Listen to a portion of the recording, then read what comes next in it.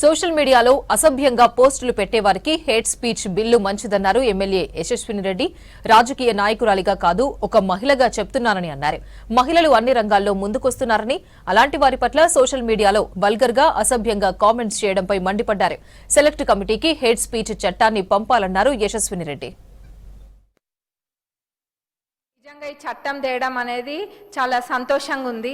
ఎందుకంటే ఒక పొలిటీషియన్గా చెప్పట్లేను, ఒక మహిళగా మరి యూత్ పక్షాన ఇంకా ఏదైతే గ్రౌండ్లో వాస్తవాలు ఉన్నాయో వాటన్నిటిని దృష్టిలో పెట్టుకొని చెప్తున్నా అధ్యక్ష.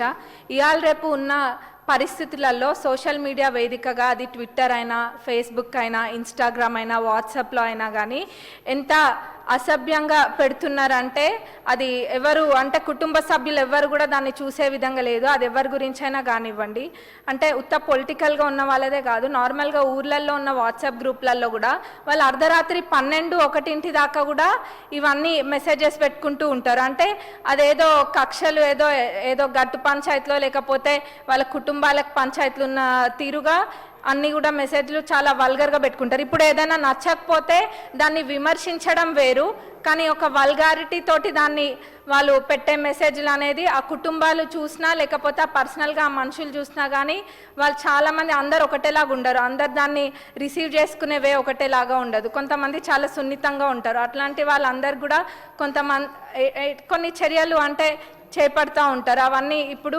చట్టం కఠినంగా ఉంటేనే ఏదైనా తప్పు చేసే వాళ్ళు భయపడతారు. ఇప్పుడు ఏమైపోతుందంటే సోషల్ మీడియాలో ఎంత అంటే ఇందాక అన్నారు స్కైజ్ లిమిట్ అన్నట్టుగా అయిపోతుంది. అంటే ఏదైనా మాట్లాడచ్చు, ఏదైనా చేయొచ్చు. ఒకటి ఇట్లా కాల్చి వాళ్ళ మీద వేయచ్చు, గుడ్డ కాల్చి మీద వేయచ్చు అన్న విధంగా మాట్లాడుతున్నారు. అది చాలా బాధాకరము. ముఖ్యంగా నేను ఒక సందర్భంలో అనుకున్నా, అంటే అందరు అన్ని అంశాలు కవర్ చేసిండ్రు, కానీ మహిళల గురించి ఒకటి ప్రత్యేకంగా మాట్లాడాలనుకుంటున్నా.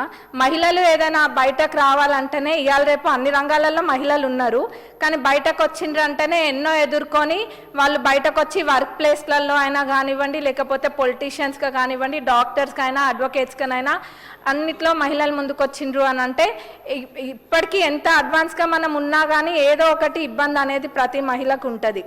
అట్లాంటి సందర్భంలో దాన్ని ఎంకరేజ్ చేసే విధంగా ఉండాలి, కానీ మహిళల పట్ల కూడా చాలా అసభ్యకరంగా వల్గర్గా మాట్లాడడం, మరి పర్సనల్గా వెళ్ళడము, అంటే రీజన్ ఫర్ నో రీజన్ ఇవన్నీ కూడా జరుగుతున్నాయి.